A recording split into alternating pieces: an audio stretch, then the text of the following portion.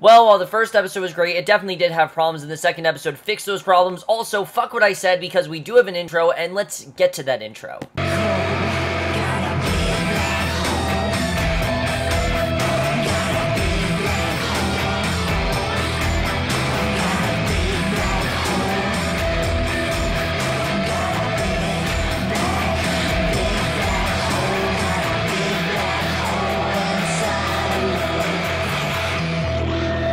Hey guys, Cameron from Animal Kingdom, Season 1, Episode 2, We Don't Hurt People, and I was definitely looking forward to this episode. I really enjoyed the premiere overall, and like I said, while it did have problems, and I feel it did focus a bit too much on Pope's character, you know, and Jay and everything, I thought overall was a very good, solid premiere, and really showed the potential that the show had. And the second episode, I actually thought was an improvement over the first one. I thought there were some really great scenes in this episode, there was some really intense stuff here, but there were some things introduced here that I really think are stupid, and hopefully it's not going the direction I hope it is with some of the storylines that are introduced in this episode. But let's just get into it. And also, I will say that now that this episode got me to care more for Darren and Craig, because it wasn't that I didn't care for them, it was because I didn't like their characters. And this episode kind of gets me to like them more. They're still pretty much bullies, but this episode kind of got me to like them more. Therefore, you know, in general, it does more with them. So that's one of the things I think the first episode didn't do as much with. This episode does a lot more with them. But let's just get into this episode. There's a lot to talk about. We start off and there's another pool party at the house. Craig's shoulder is in a bandage, and Pope is bullying Jay, and Baz is stopping him. And I like the way that Baz, again, is kind of not letting anyone push Jay around. Nikki's there, too. Smurf comes out as the boys are roughhousing, and I love how her and Nikki are, like, going back and forth about who she should just let win. She's like, you know what, I'm just rooting for both of them. And you kind of get the sense that this is normal. Pope and Baz then wrestle. He busts Pope's nose, and Pope then makes Jay drink shots with them, and Smurf takes Nikki to help her in the kitchen. Nikki asks if she always cooks like this, and Smurf says they have big appetites, and Smurf asks which of the boys would she take to a desert island if Jay wasn't around, basically just kind of asking her, and Nikki then says that Baz is cool, and then we go right to the intro. Kind of a weird way to get to the intro, which, by the way, let me just say, that intro is awesome. I really do love it. I think it's really cool that we have one. I like that the show has a really nice, long intro, because it's really good overall. It's different, but it definitely is really good, and I really do enjoy it. But the way that she just randomly said Baz is cool, then we went to the intro, that just felt a bit weird to me. That is an editing issue. It's not really a problem with the episode. It's just an editing issue. So Jay is not feeling well from all the booze and goes to lie down in his bed. He's queasy. He throws up in a trash can, and Baz goes home to his beach house, comments that Catherine is smoking again. She says the security guard died, and she says that he was a cop in Long Beach that as moonlighting. She says it's been nonstop on the news,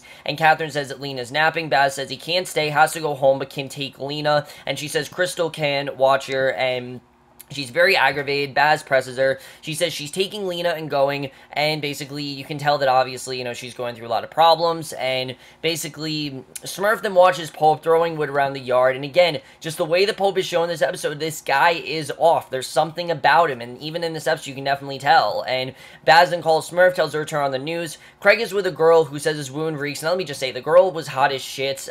Nikki and this girl, you know, they're both really hot, and that's something in Animal Kingdom as well, is that they have very attractive women on the show.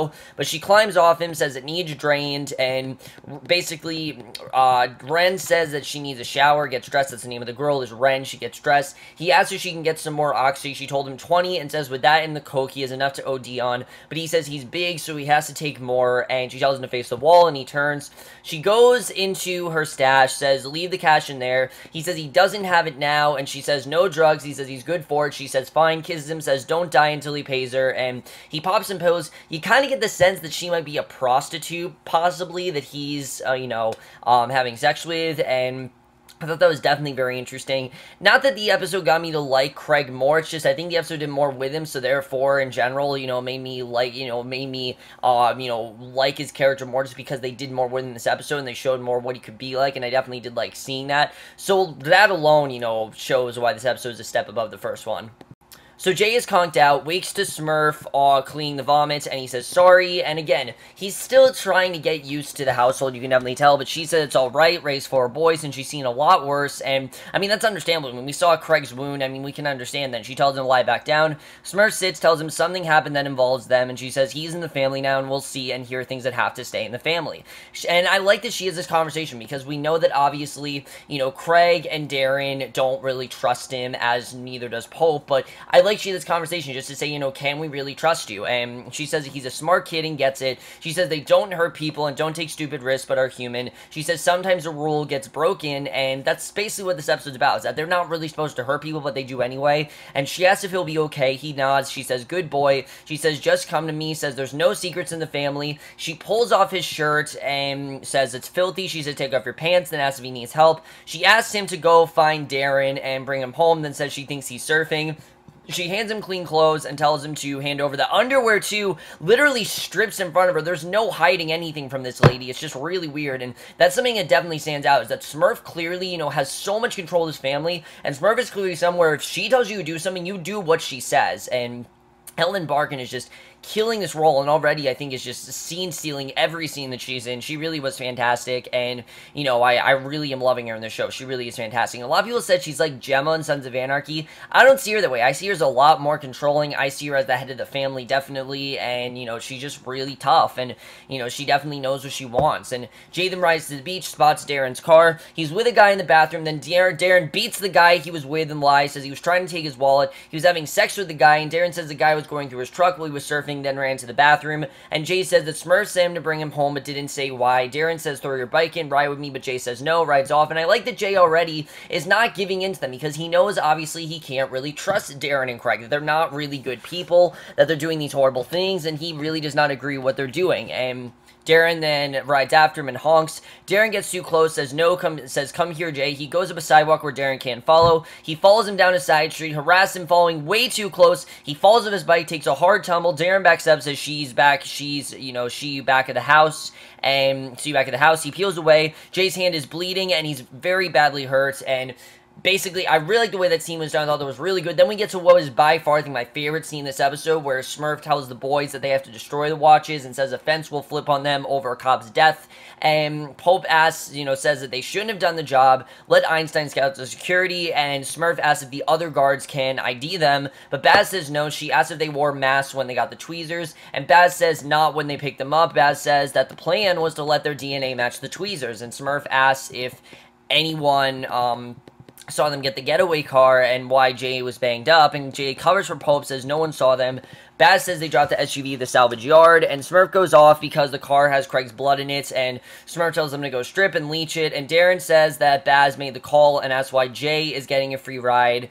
And, it was all Baz that did this, and, Jay shouldn't be getting a free ride because of it. And Smurf tells Jay to help his uncles with the car after school. He says, sure. Smurf walks off irritated, and Jay then finds Baz pacing in the garage, and the way that he took the fall for Pope, because obviously, this was Pope's fault, but Jay took the fall from him, I thought was really interesting to see the way that he's already having Pope's back. I mean, even though you can see they don't really trust Pope, Pope is part of the family, and they're going to have his back, and you can definitely tell, but basically, Baz says that he did the right thing, says always come to him first, and Baz is a lot more sincere. You can really tell this guy actually is someone that Jay can trust, and actually is someone that Jay can talk to. And Baz in this episode, I'm really starting to enjoy his character. They do a lot of really good stuff in this episode. You can see he's kind of like the moral compass in many ways. So the way he is, he seems a lot like the moral compass. He is really he's very grounded, he knows what's right, and he really knows, how corrupted this family is, and he's clearly very experienced as well. And basically, Jay tells him that Pope checked the guy's license and asks if he'll do something to him. Baz asks what kind of family he thinks they are. He says he's got it from here, and Baz finds Pope outside, smashing the fire pit in the yard with a sledgehammer. Pope asks what Jay told him. Baz says he should have told Smurf. He says there are no loose ends, and he scared the guy. Pope says he can't ID them, and Pope says that Jay is the only loose end. Baz tells him he's just a kid and to ease up on him, and, really, that's true. I mean, Jay is just a kid, and he doesn't really understand what they do and what their job is, and, Pope needs to understand it. Like, the Baz is kind of trying to get Pope to understand. I definitely really did enjoy that. So Smurf is ironing when Baz comes to her. She says he cornered Craig about the tweakers, and Baz says the Pope isn't sleeping and is wandering around all night, and we don't know why. I mean, that itself is really creepy, and Baz says the Pope is convinced that they can't trust Jay. They stare at Pope with concern, because obviously, this is a guy that just seems like he's about to go off. Like, it seems like he's just gonna attack someone, and we know, obviously, he already attacked Jay in the first episode, so already the guy's a loose cannon, and they gotta be careful of him. So the guys are wrecking the Range Rover later. Darren asks if Craig can go slower. He complains about his bullet wound. Darren says that they're broke now too, and he says he's sick of it, and Darren is literally complaining about a wound. I mean, fuck you, Darren. Seriously, this is your own uncle, and you're treating him like shit. I mean, Darren is just really not a good guy at all, and you definitely do see that here. And, basically, we get this really immature complaint. I honestly thought they were kind of mature in this scene, because Darren says they're broke now too, and he says he's sick of it. He says he's sick of Smurf controlling the cash while they do all the work. He says he'll just pull his own jobs if this keeps up. Darren tells Craig that they can do it. Craig says he's in. Darren asks where are Pope and Baz, and then talk about Pope cutting off his own hand to see what it looks like. He bitches about Baz never getting his hands dirty, and that's because Baz, like I said, is grounded. He doesn't really want to get himself involved in this kind of stuff. And Craig walks off, takes some oxy, checks his wound, which is festering, and Jay then finds his room wrecked when he comes out of the shower. Pope asks where's the watch that he gave him, and he says he gave it to Nikki like he told him to. Pope says get it back. He asks what else Jay is hiding, and Jay says nothing, because he knows that clearly there's something else going on.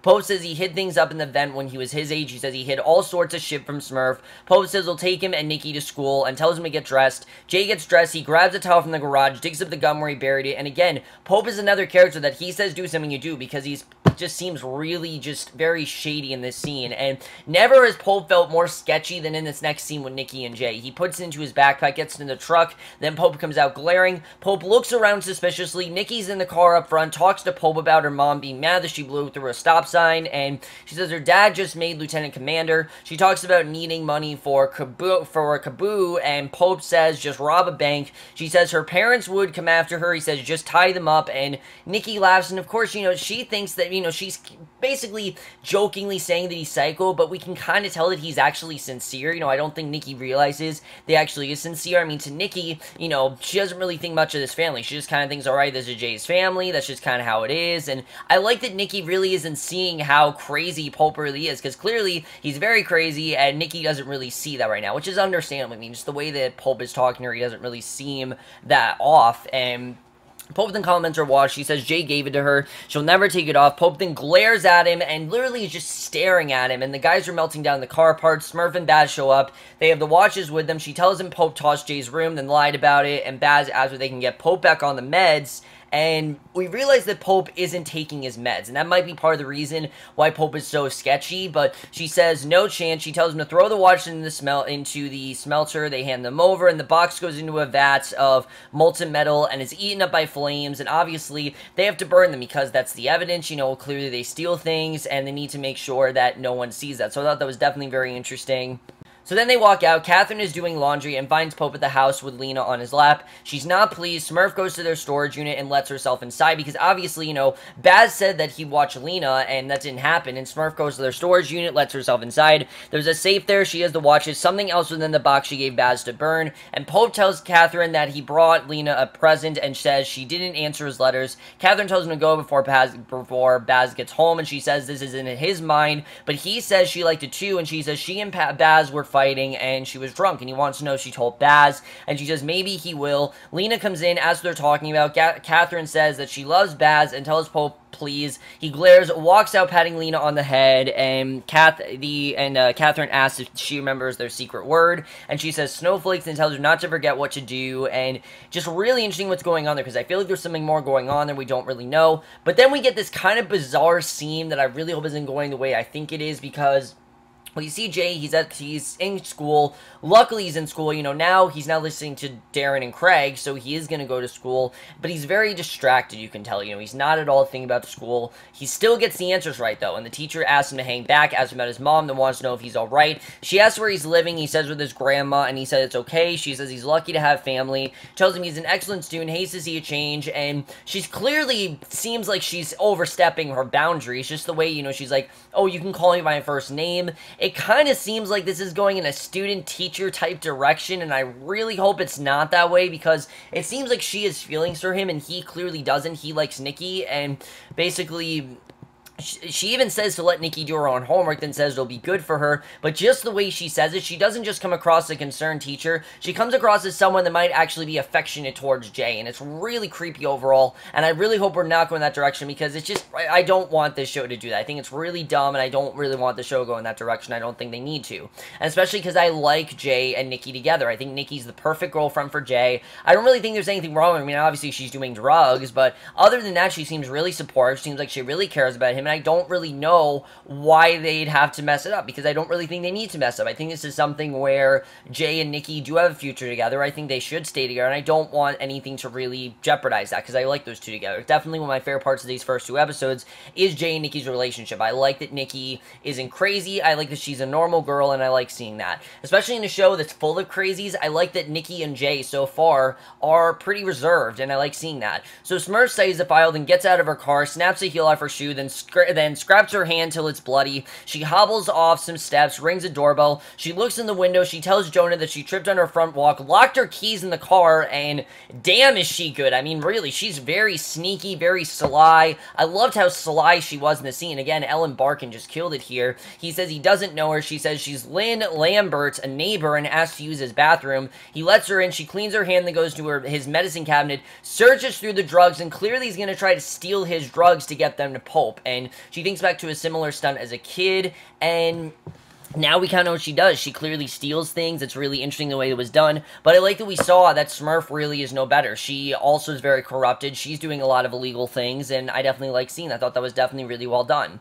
So, Darren tells Craig that Smurf makes them do the grunt work since she thinks they're dumb. Craig is in bad shape. Darren comes to check on him. Craig says that he took too many painkillers. Darren wants to see the wound and he's shocked. Craig says it hurts like a bitch, and Darren says he needs to go to Mexico. Craig says he can't since Darren screwed up the recon and he got shot, and Darren says it'll take 3 days and says they can burn it. Craig says it's metal, but Darren says it'll burn to ash, and Bazin goes to a trailer, cleans out a fridge, unpacks some cat food. A cat meows, he cleans up the dishes, and the guy sits there watching TV. He points a gun at the guy's head. Baz's phone rings, and it's Smurf. The guy asks if he brought the cat food, and Baz walks out. Darren goes to gas to burn the Range Rover. Jay pulls up on his bike. Darren lights a smoke, and Craig nods. He tosses the cigarette onto the car. The flames start, and Jay pulls up, looks at it. Darren says, now they'll know how well you can keep a secret. They tell him to put his bike in the back, and he does. And I kind of saw what they're doing here. You know, this I kind of understood why they're doing this, because they clearly want to make sure that they can trust Jay, obviously, because they don't really know if they can trust him. I mean, you know, he's brand new into the family. They still don't really know who he really is, and they want to make sure that they can actually trust him, that Smurf is not just saying that. They want to make sure that they actually can trust this guy, and I like the way this scene was done. You know, they drive him off in the back, and Baz goes to his mom's place. Pope is still chopping up the thing in the yard. We don't know why he's doing this. She says he's worse than ever, then asks why he didn't answer his phone. He says he was on the beach and didn't hear it. She says there's a reward of $25,000 for info, and Baz says that they literally have nothing, and she says that they have to lie low, and he says the others won't like not having money. She says she'll make sure they're taken care of, and Darren comes in, says it's all good. She asks about Jay, and he says they dropped him off at Nikki's, and Baz asks where's Craig, and he says probably snoring since 3 days after he got shot, his mom made him go deal with a toxic situation. Baz comments on Jay spending a lot of time with Nikki, and she says she had a talk with Jay. She says she borrowed some files from Pope's old shrink and borrowed some files, and she stole mental meds and crushes them up in Pope's food. She talks about where she first took Baz in and how he used to steal food, and I thought this was a good scene that we realized really that Baz does have a criminal background, and she kind of turned things around for him. You know, she talks about how his parents were shits, and she says she doesn't know how Baz survived.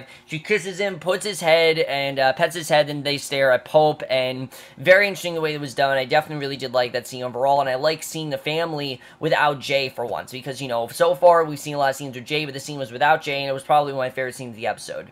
So later, Baz goes home, finds Lena in the kitchen. She sighs as he knocks on the door. She opens up. He asks why she locked both doors. She says sorry. He says he didn't call because he didn't want to wake up Lena. He asks if she's still mad. She says no. She walks off. She says the cop's funeral was huge and was on TV. She says they have to arrest someone. He says it won't be them. He says they clean it all up. He promises her it's clean. She says if SWAT breaks down the door, promise her that he'll let them cuff her so Lena won't get shot because they do something stupid.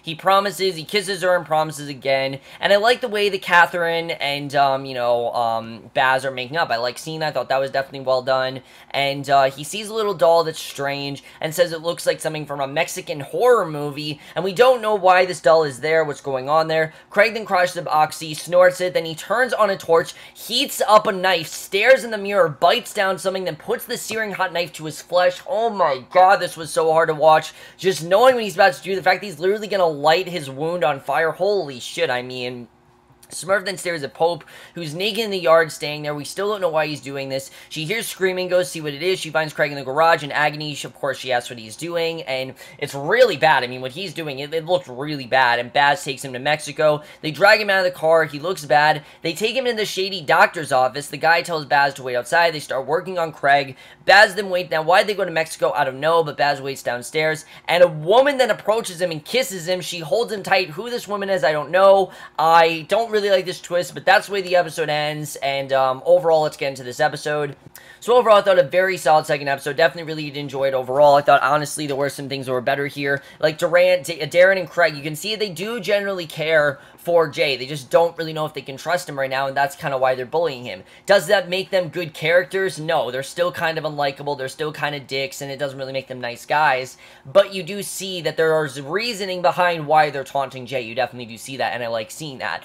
Now, let's talk about Baz. Who is this girl? What is the connection she has with Baz? I feel like it's just an old flame, but why is she back there? Why did he kiss her? We don't really know. I mean, I thought he was with Catherine, but maybe he's not. I don't really know. I feel like he's trying to show there's a lot more going on in Baz's past than we think, and I'm looking forward to seeing more of what's going on with that, so that's definitely going to be interesting to see more of what's going on with Baz.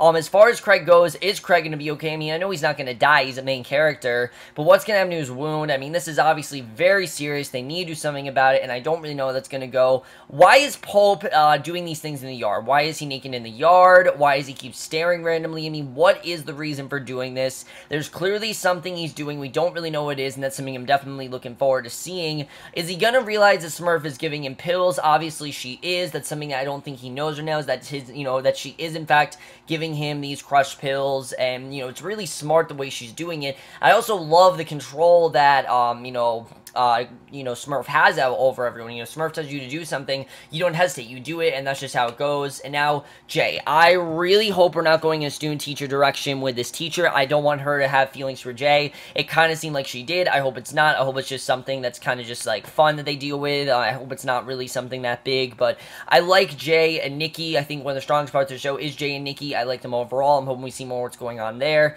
I definitely really did enjoy what we saw with that. I thought that was definitely interesting. What is up with this doll, obviously? Because there's a reason why there's this doll's here. Baz doesn't know why it's there. What does that doll really mean? That's something I'm definitely looking forward to seeing. But what the hell is up with that doll? We don't really know. I like the way we're slowly starting to reveal things about their past, like Baz's criminal background, but I think that's something that we're going to learn next week, is that Baz, like I said, is a lot more corrupted than we ever thought. I think we're definitely going to find that out next week. I'm looking forward to seeing what's going on there. That's going to be really interesting.